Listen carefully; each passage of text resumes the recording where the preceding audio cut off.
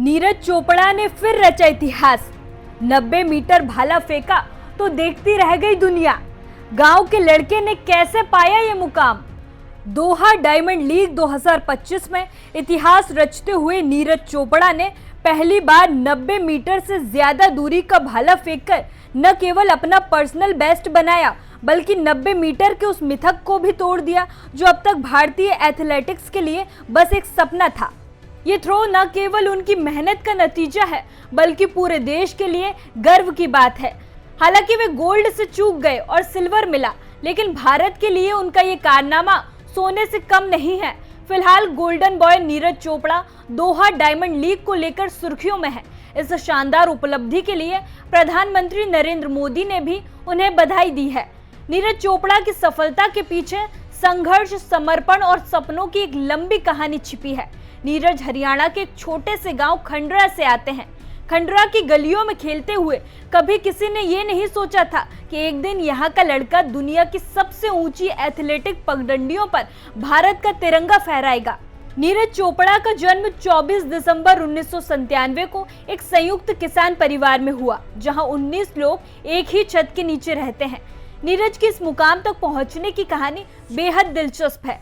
13 साल का मोटा शरारती लड़का जो भैंसों की पूंछ खींचने और मधुमक्खियों के छत्ते छेड़ने में मशगूल रहता था, वह स्टेडियम गया था सिर्फ वजन कम करने, लेकिन किस्मत ने वहीं करवट ली जब उसने पहली बार किसी को भाला फेंकते देखा। यहीं से नीरज के जेवलिन थ्रोअर बनने के सपने ने जन्म लिया और फिर नीरज ने पीछे मुड़कर नहीं देखा। एक समय ऐसा था जब परिवार की आर्थिक हालत ठीक नहीं थी और 1.5 लाख रुपए का जेवलिन ले पाना नीरज के लिए सिर्फ सपना था। लेकिन पिता सतीश चोपड़ा और चाचा भीम ने जैसे तैसे 7,000 रुपए जोड़े और उन्हें अभ्यास के लिए एक जेवलिन लाकर दिया। इस भाले ने एक विश्व विजेता को जन्म दिया। एक वक्त ऐसा भी आया जब नीरज के पास कोई कोच नहीं था, लेकिन खेल के प्रति उनका जुनून इतना था कि उन्होंने YouTube से वीडियोस देखकर खुद को सुधारना शुरू कर दिया। हर वीडियो, हर टिप उनके लिए एक कदम और आगे ले जाने वाला सबक बन गया। नीरज चोपड़ा 2020 में ओलंपिक में गोल्ड जीतकर दुनिया भर में छा गए। ओलंपिक की तैयारी के दौरान उन्होंने अपना मोबाइल फोन तक बंद कर दिया, सोशल मीडिया से पूरी तरह दूरी बना ली। लेकिन जब भी मां सरोज से बात करनी होती तो वे खुद ही कॉल करते। ये नीरज हैं जो मैदान में जितना प्रोफेशनल हैं, घर पर उतने ही इमोशनल।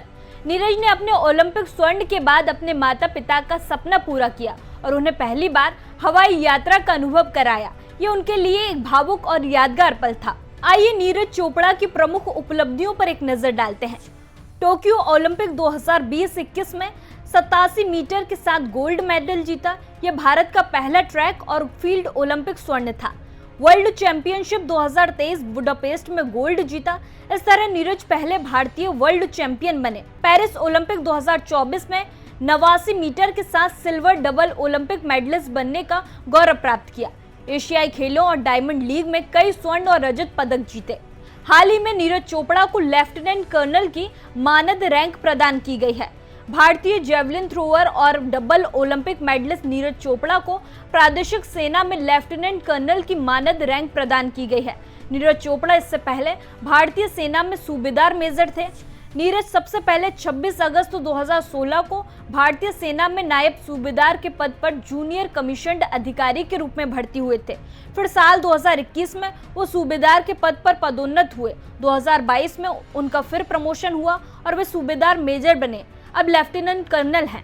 नीरज चोपड़ा की कहानी हर भारतीय को गर्व से भर देती है और हर युवा को कुछ कर गुजरने का जज्बा देती है।